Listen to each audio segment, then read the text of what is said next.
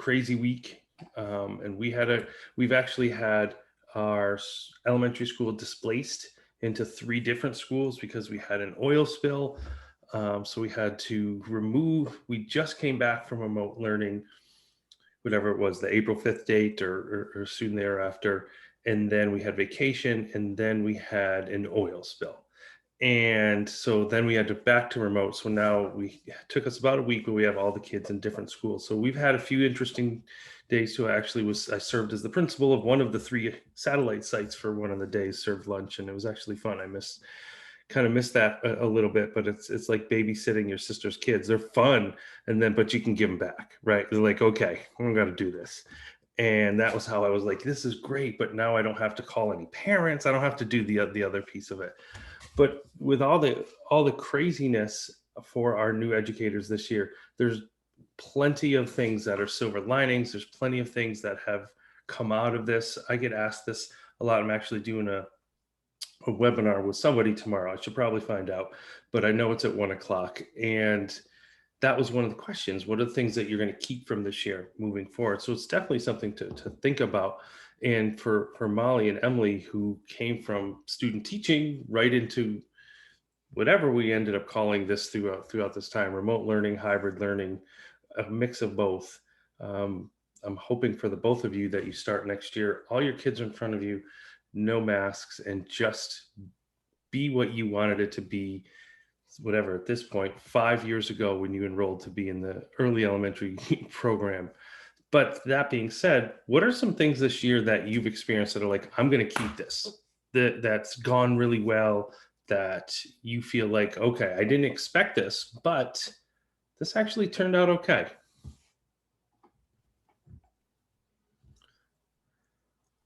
Thick Uh, skin for sure, Lisa. Thick skin. I agree. that's true. I think that we have been like tested with our technology use in school a lot this year, and there's definitely a lot of pros and cons to it. But even with my students, we don't have one-to-one devices, so my students in person, we rarely get the computers, but they get so excited when we do have the opportunity. But my students on Zoom, we've been doing a lot of projects and group assignments where they can type together on documents and on PowerPoints and make their own projects and things like that.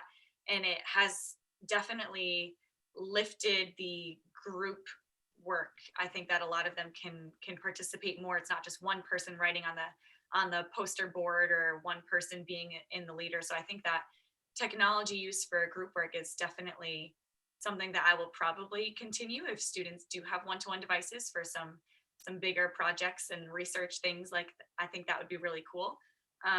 Which is not, I wasn't a huge technology person beforehand. Like I didn't really see it. I would just knew it as like, oh, you can go on here for Lexia or like those online programs. And that's how I had seen it in student teaching. Like it was a external usage, or like once you had your final draft or something, you might type it. But there's definitely a lot of other things that you can use it for. And obviously I'm not pushing technology all the time, but I think that using it in more productive ways would be something that I would continue doing because I see how it works. Nice. Did you do any fun projects? Like, is there anything that you were like even surprised with that you were like, oh, I didn't even think to do this, just that came organically?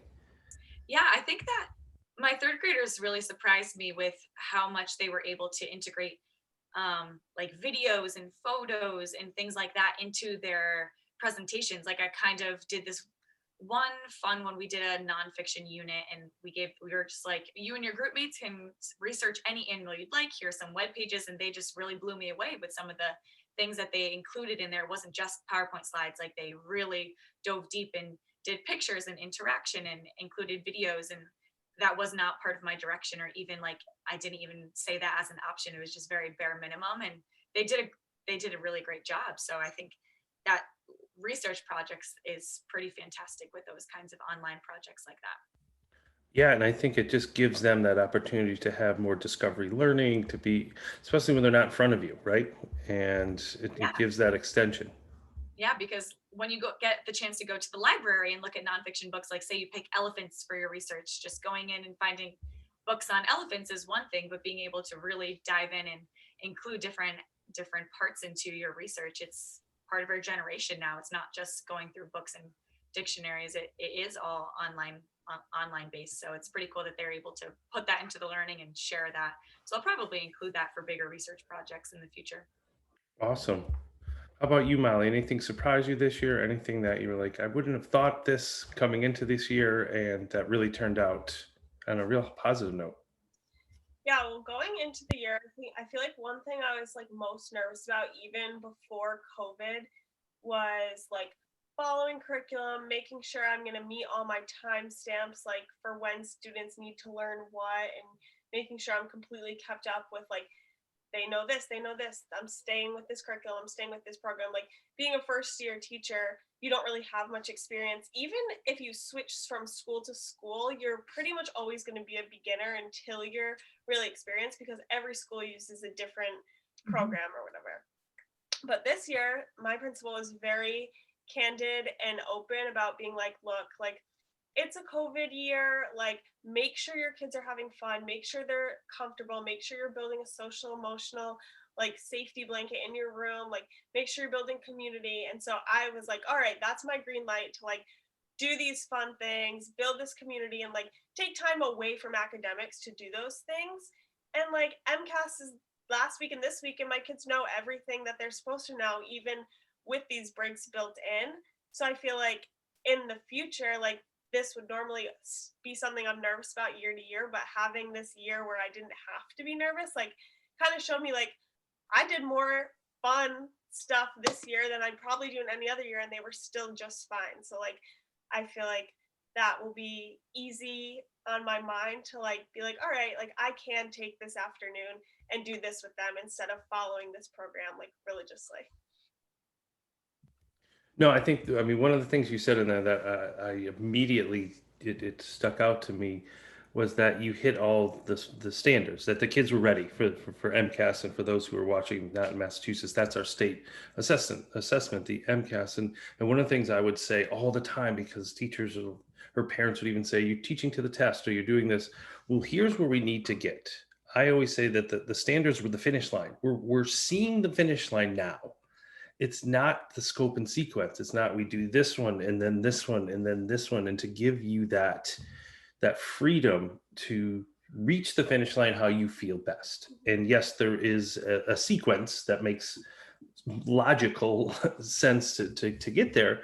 But I think that's where we get hung up a lot. And to hear you say that as a first year educator is awesome, because I think that's so important that in any state, you have all your assessments, whatever they are, every state has one, and you have to reach a certain, if you have the standardized assessments or, whatever you use, we have your DESE mass standards. That's where you got to get to. And then it's your job. You went to school for 4 years to be a teacher, to get the kids to the finish line. And I think hearing you say that is definitely one for me, is that yes, we say fun like it's a bad word, right? You were like, oh, we did some fun activity. That's how I'd like to see that all the time, because that was one of my big takeaways is teachers kind of were like, they're almost like, F it, like we don't know right now where things are going to go. We're going to try all these great things, and they're going to, and they worked. And and the ones that didn't, you moved off of pretty quickly. But having that freedom as someone who delivers professional development, I'd always hear like, we don't have the time for this, or like, oh, that's a great idea, but well, now the world shut down. You got to do it. And I think it was one that is important. So that was wonderful. Carrie, how, I know you work with a different population, smaller groups and different, what were some things that came from that experience that you're like, you know what, I'm going to keep this next year? Mhm. So I think different, but also, there's a lot of similarities too, like listening to Emily and Molly and just hearing like their group work, the takeaways from that. And I think that that's a wonderful lesson to have, and how many great skills happen when we get to work in groups, right? And how much more you're just going to be able to build into those experiences that are only going to amplify your students as learners and as people, human beings, right? And then to hear about the fun, because I've said the same thing, like I shame the fun, but I love the fun that we have in our classroom. But I think that's something that educators are embracing a little bit more, is that the times that we take, the moments that we make to have fun with our students have more learning in them than we could ever imagine. And that when we take those moments to have fun, we're working on so many skills, even ones we can't even imagine, but those skills that we work on when we're playing and having fun with our students only amplify everything else. So it doesn't surprise me when you say I didn't spend as much time as I needed on the standards, but still they met all of them, because all that time you spent having fun and being playful and creating moments and bonds with your students only took less time for them to connect with what you're teaching them, because of course it was all amplified from the fun, right? So that's, I think Shannon put in here that, that it was a great lesson for you to learn at such an early, time in your career, because it takes teachers a long time to give ourselves permission for that. So that's good that, you got to experience that. I think for me, some takeaways are, for me, when it comes to my students in my classroom, some of my takeaways were more validating than it was that I needed to change things, that the way I am doing things is the way that's good for kids. It is working for kids, whether we're in person or whether we're remote. The relationships that I've taken time to build with students were valuable, and they were like my lifeline, my rock, that kept us really moving forward through all of this. I think when we talked about technology, it made me think, even though my students are in special education, I've always tried to make sure that they have similar skills than as their gen ed peers in case they're ready to move out of my classroom into a gen ed class, but also the skills that I know that they might need for life, whether it's now or in my future. And so this year really validated that even though it might take us a little bit longer to learn all the skills, how to use Schoology, how to use, Google Drive and all those other things, those are valuable skills because we didn't miss a beat. When the world shut down and we went full remote, my students didn't miss a beat because we had taken the time to learn those skills, no matter what the pace was or what their style of using them was, they still knew them and were able to keep up with the world whenever it changed. So for me, a lot of what happened this year in my classroom was just in the world was more validating for my teaching that, I'm doing really good things for kids. And that for me was a big lesson. I think some of the lessons I've taken away from the whole pandemic are more personal. And then my biggest one is grace, is like giving myself grace. That is the hugest lesson that I have come away with for this year. And what does that look like? Like if someone were to say like, oh, okay, that's great. And I go and stand in front of my staff and say, okay, one of the lessons I heard was we got to give each other grace. Mm-hmm. And they're like, well, how do we do that? And I'm like, I don't know. It just sounded really cool when somebody. Well, I think some of it's more of a personal level. I think the way the world has changed, I just see this mindset of human beings changing things, right? Like, so if we go out to dinner 3 days a week instead of me cooking home, I can give myself grace. That's okay. I can do that, right? If I, what else would I want to say? Like when I did the 100-day project, I still haven't finished it. I'm at day 75 and the 100 days have passed, right? But I took my own time on it. And if I fell asleep on the couch on a Friday night and I didn't do my drawing like I wanted to keep the streak going, it was okay. I gave myself permission for that, right?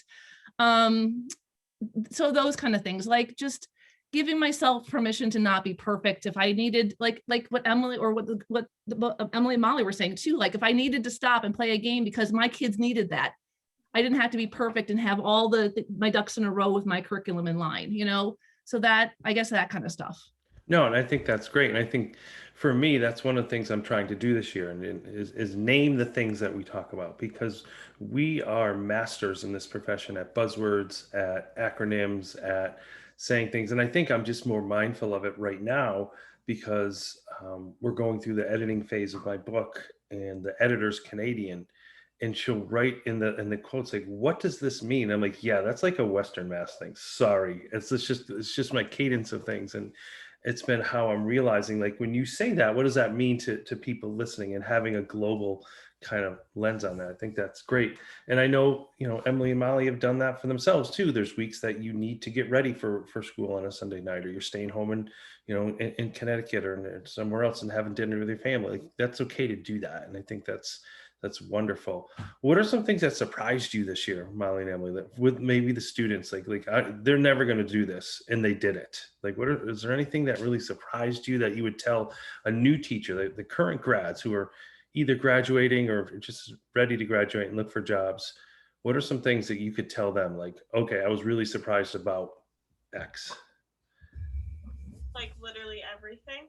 Okay, fair enough. I mean, this year, it's like, They're shocking. yeah, everything that they've done has been against all odds and not something that they're used to and not something that they're supposed to be doing.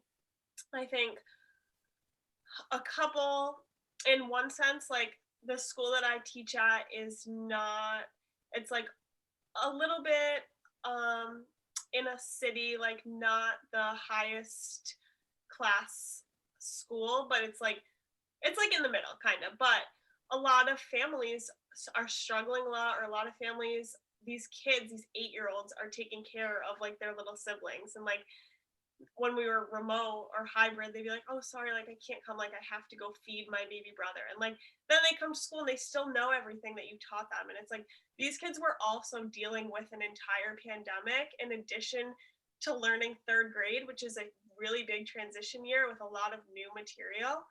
And they also just like their ability to form relationships with one another, even though they weren't necessarily in school the whole time. Like my kids have been in Massachusetts, everyone came back to school on April 5th. So we've been in school all together for a little bit over a month. And you would think that these kids have known each other their entire lives. Like they're so supportive in the classroom. They all get along so well at recess.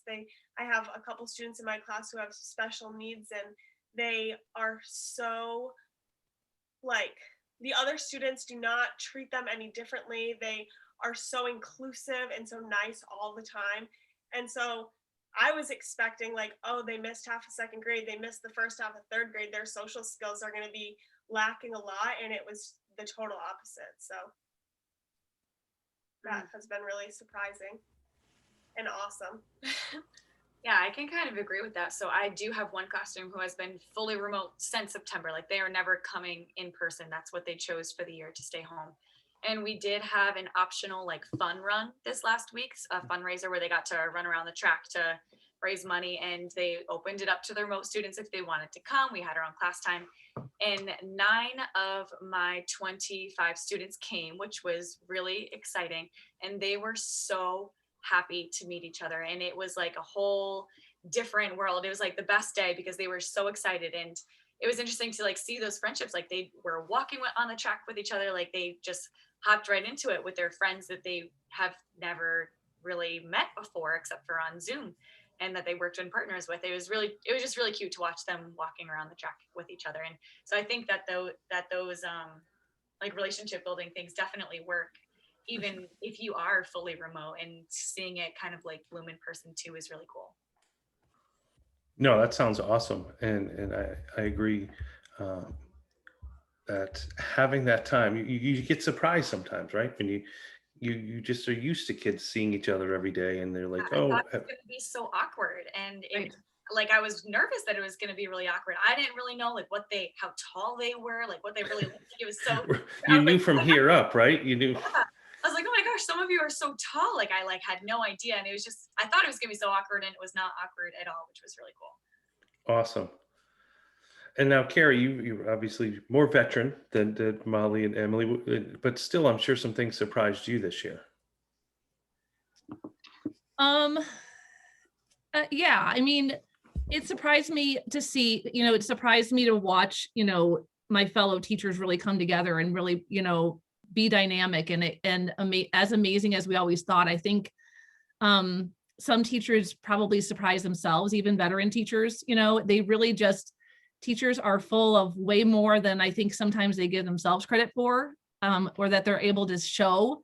And this year, I think, has really shown educators as a whole how incredible all that intuition that they have, all the skills that they have, and all the creativity that they have, that when push comes to shove, they really can do really dynamic and wonderful things for their students to enhance their learning, And then Gwendolyn said too, something about the caregivers in the chat. And I think that's another thing that schools have really risen to the occasion too, is that, we really, schools have really shifted or pivoted, right, to meet the whole family's needs. And that has been a wonderful shift to see too, and a necessary one, even more care to the whole family, to the community, for food or whatever it is that they need.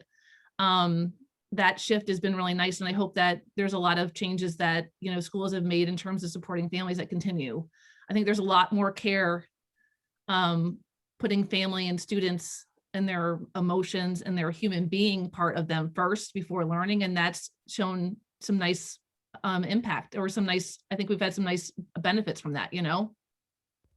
No, absolutely, and I think that's definitely a shift. And again, another one like like technology, where the SEL components of school was kind of a oh nice to have, Mhm.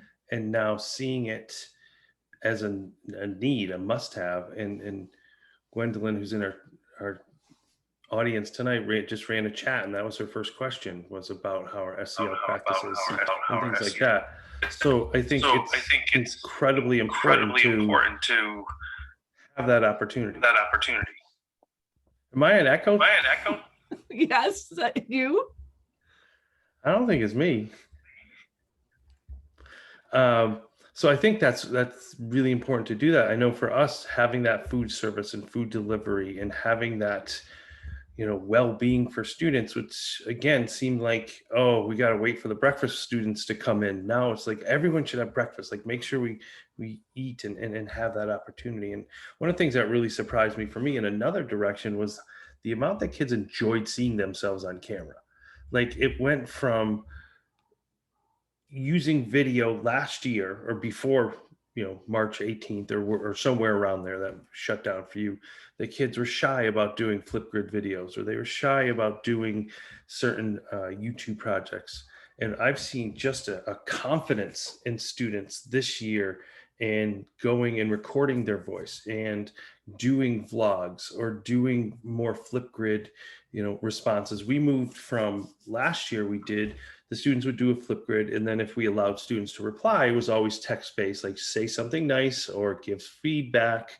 And now they're like, why do I have to type it? Like, I want to give a video response to it. And I think that was definitely something that I found is like, great. I don't know, maybe being on Zoom for a year plus helped that. But I think having their voice more prevalent was one of the things that I was happy and surprised with moving forward, for sure. And I think that'll continue. Yeah, and you just brought up another thought in my head too about something else that I'm excited to see what's next for technology and Zoom, is how accessible learning has become because of Zoom. And I'm curious to see where walls or boundaries or limits that have previously been set, like you can't access that class because you're in the wrong state, or you're in the wrong city, or you're in the wrong building. I'm curious to see now in the future, now that Zoom has, made its mark and it's become, just more normalized. I'm curious to see, in terms of accessibility, when it comes to all learners and all economic statuses, all schools, where this, this new no knowledge now will take education in the future. School districts that previously weren't one-to-one got a huge push, right? I mean, they had to, make sure that technology was accessible, Wi-Fi was accessible. So I'm curious now to see what's next for education in terms of meeting all students, all economic diversity, all areas of learning. I'm really excited to see what's going to be next for that. No, for sure. And I think, Emily, were you going to jump in and say something? I was kind of on the confidence building. I noticed just like a small things that, because in-person group work wasn't as prevalent because of spacing, there was a lot more students coming up to the board and sharing their thinking than I was normally used to. Like usually be one or two kids, and now we had time for 4 or 5 to come up and connect. And like the confidence, they all want to come up to the board, they all want to post their work and share things, which I feel like wasn't as prevalent in the past because of like nervousness, or they didn't want to share everything, or they didn't want to come up and speak in front of everybody. And I think because there's no more partnership working as much as all independent and then share, they all wanted to share. So I thought that was cool. Like the confidence speaking in front of other people is definitely growing. That's I was awesome. gonna say, I agree to a certain extent for some students. Like a lot of my kids, yes, they love making Flipgrid videos. They love to say everything on camera as if they're a vlog. But I am worried that now that technology is so much more accessible and so much easier, that a lot of teachers or districts are going to be pushing it more. And I have like a good handful of kids who turned into completely different students once they came back to school. Like They did not do anything. They did not want to show their face on camera. They never handed in a Flipgrid assignment. They're very uncomfortable. And I don't think there's anything wrong with that. I think some people don't like to be on camera and don't like to make videos. And I don't think that should be an expectation of kids as a learner. Like, I just think that people learn in different ways. So it does make me a little bit nervous if so many kids gain this confidence that it might become like a, oh my gosh, this is so great that these kids are gaining confidence. Let's do so many more Flipgrid. And then these 5 kids that it's really just not their thing are going to kind of fall behind a little bit. So I feel like, Carrie, you talk about choice boards a lot. And I think that will be, if we're one-to-one with devices going in the future, that will be a really good use of a choice board to give those outgoing kids the chance, but give the kids who learn better without the video camera on like the same fair chance. Yeah, the computers definitely do kind of create a culture where perfection is kind of necessary if you're making, not maybe not necessary, but I definitely feel that kind of pressure. If I were making a voiceover for a video and I slip up a word or mess up, I'm like, oh man, and I stop and I completely restart. Where if I was in person, that kind of like perfectionism wouldn't be as important to me, because I don't mind if I slip a word and I just keep on going because my audience is there, the people listening are right there listening to me. But if I were making a voiceover or video, I would be like, oh no, I messed up. Now I need to restart and do it all over again. So I think that could also, I know that some of my students are like perfectionists like that too. So that's definitely another worry, but choice boards could be a great solution to that. No, and I think just, at the heart of all of this, what Molly was saying and you were saying and referencing Carrie's choice boards, that we can't have one size fits all. And taking the things that worked and replicating them might not even work either, because you're going to have 25 new kids. So having that opportunity to find out some strategies that worked and try them again, try it a different way, like having these tools, for the lack of a better word, or strategies, I think is just helpful, because the gamut that we had to do this year was astronomical. And I think moving forward, we don't know what it's going to be. Someone wrote in the chat that Canada's doing some different things next year, and maybe kids are going to stay virtual or going to allow, synchronous learning or whatever people call it, where kids are home and in school. Like, those are things that could happen, and to have that flexibility. And there was a question I thought was interesting, that our way to communicate with caregivers and families is also different. Where, when I was a principal, or even our schools this year, a year ago, we're sending home newsletters. In the elementary school, you'd run them off and print them in this cute orange for October, and they'd go home with pumpkins on them and leaves, and that was gone. It was gone. And what were some ways that the three of you, and I have a couple ideas too, that the interactions with families and caregivers that really worked this year in a virtual world, that maybe you would bring forward as well, and keeping that communication open? I did. So I kind of kept it the same way, and there were certain parents that I still to this day like just can't reach, and that is unfortunate. And I've tried, but I did do newsletters, and I do them weekly, not monthly, just because there's so much changing every single week in the past year. It's pretty basic, but I would just make it a PDF and email it to them. And then we also, my grade level at my school decided to use Class Tag. I don't know if you guys have heard of that. I'm like not in love with it, but it works.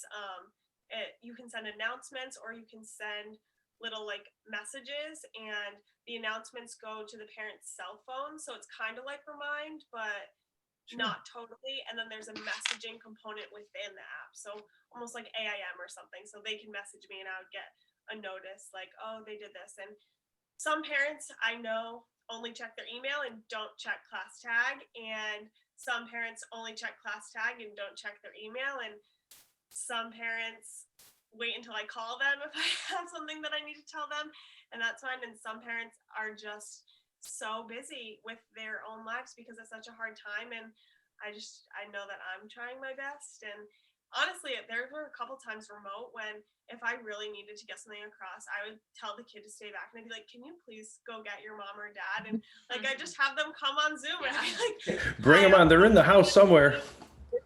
like they're home, right? Who's home with you? Can I talk to them?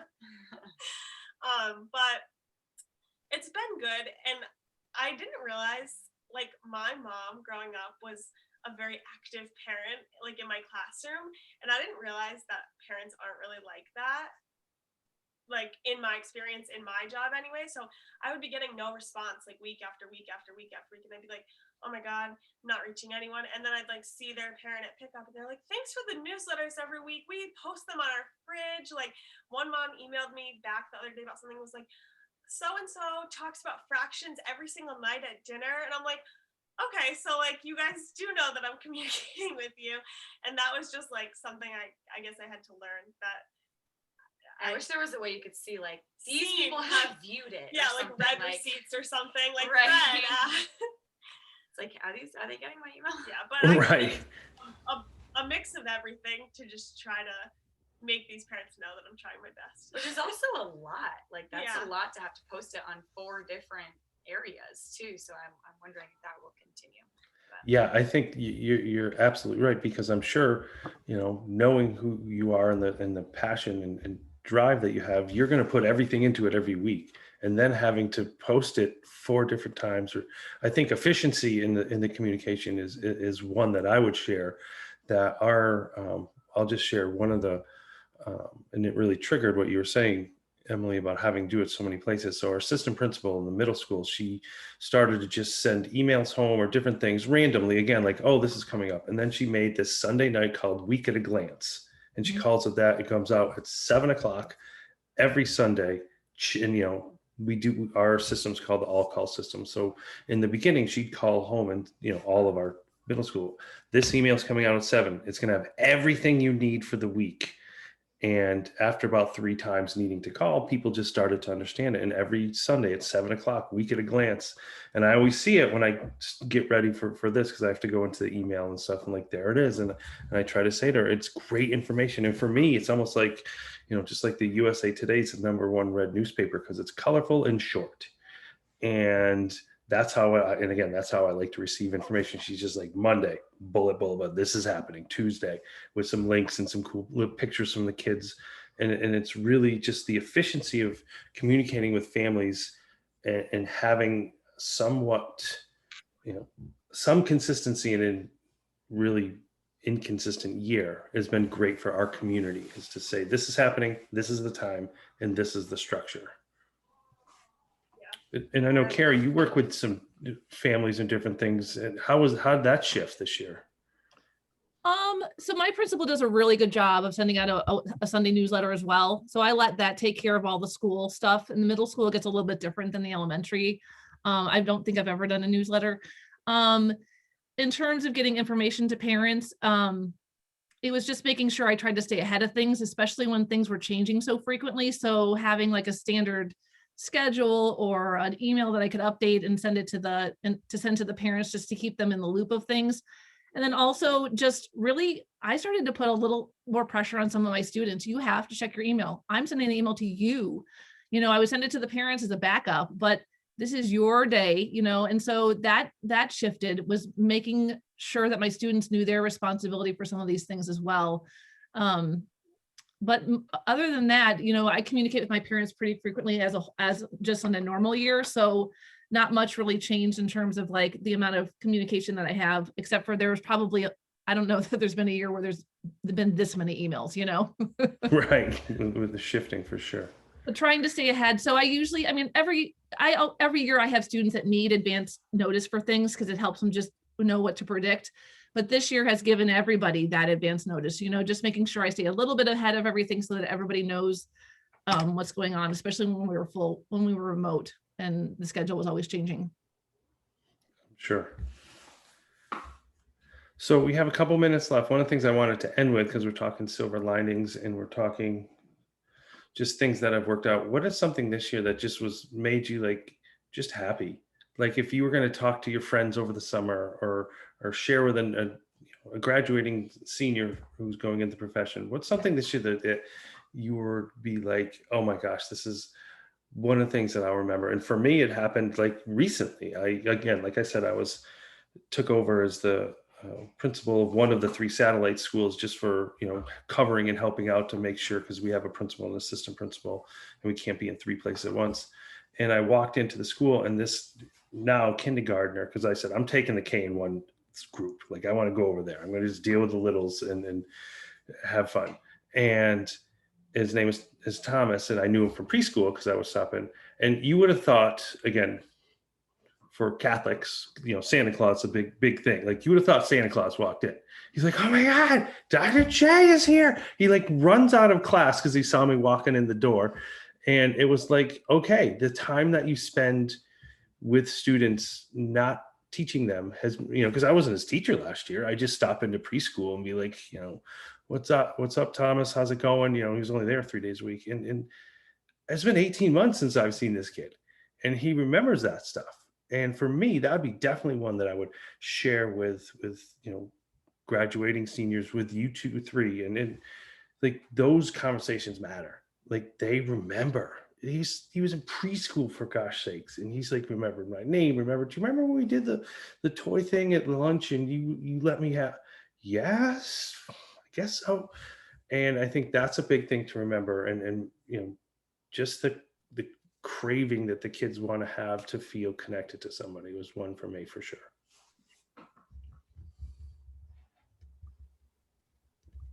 Sorry.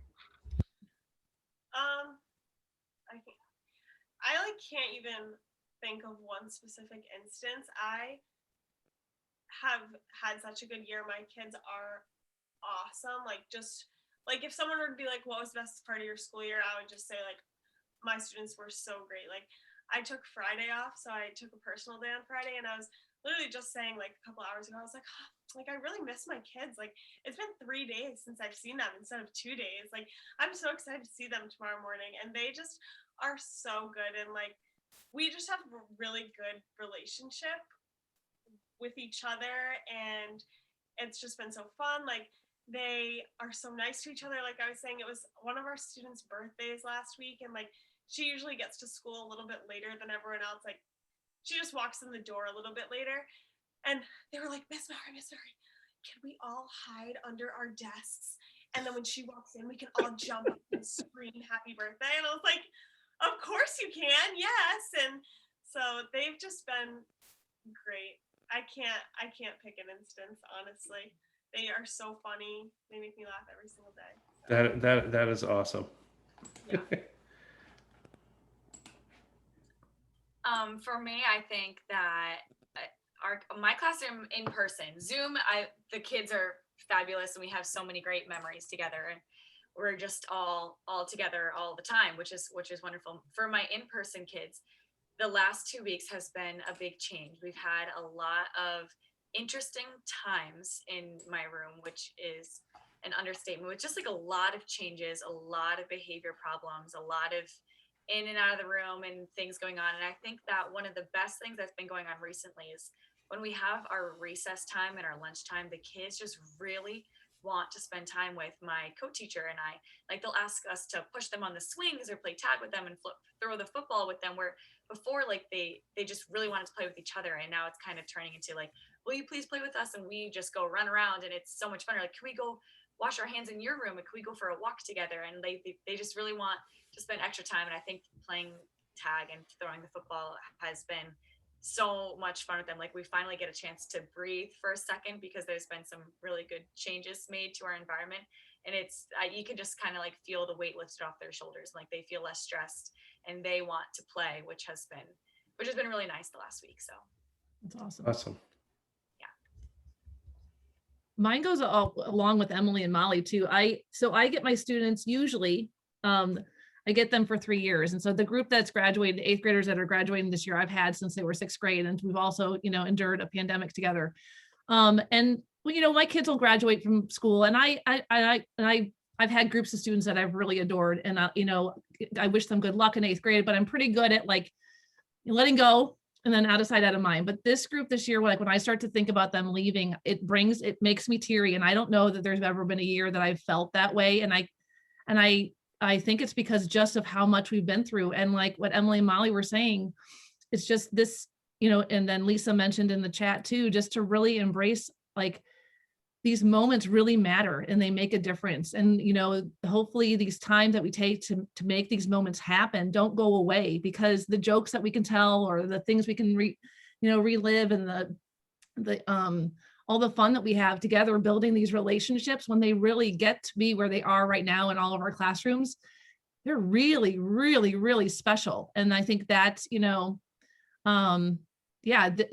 the relationship I have with my students, and then even this year that they have with each other, I was just thinking about my kiddos, and they have a different relationship with each other that I haven't seen in years. And I just allotted it to the kids that I have, but maybe it's the situation that we have, maybe kids are starting to realize that they're really important to each other. Absolutely. But I can't put, any one moment except for all of them. We're still in it together, and we really love each other. Like, we're a family. Yes, if Melissa was here, and that's really special. Well, I think that just sums it all up. I think that's great. And I think it encompasses everything that we were saying, people were saying in the chat. And I think taking those special moments and having those fun things that Molly talked about at the top of when we were, together is it's okay. Talking about grace. It's okay to do these things. It's okay to take a pause from lesson 3.2 and bring something else in. It's okay to do that. And I think having that flexibility and for the principals out there, you got to let that happen. Somebody wrote in the chat, administrative support's critical. It's everything, because if someone comes and has a different view, then it makes it incredibly uncomfortable. And so I think that's awesome. And I think we have to, for the rest of, as the year's winding down, celebrate those times and celebrate the things that have worked, and celebrate, because we could talk about what sucked for hours at a time and fill up a whole day. But finding that, conversation, that things that have worked and things that we're going to bring forward, because we're moving on. As we've seen, education is not stopping. We're going to figure a way out. And if it means the kids are home, they're home. If they're coming in with masks, they're coming in with masks. So it's not going to stop. And for us, and to hear the three of you and all the wonderful things you do is inspiring. And for all of you who are here tonight and watch it on the replay, I hope you do the same. I hope you just have that positive attitude and celebrate the things that have worked this year, because we can replicate that and duplicate it as well. So for the three of you, thanks for jumping on. For new folks that jumped on tonight, and Molly and Emily's number 2 fans, that's awesome. And we will see you back next week, and have the best week. Hopefully, Emily, you have a better week than the craziness you had last week. Yes. Awesome. Carrie, have a great week, and you too as well, Molly. You too. Thank you. See ya.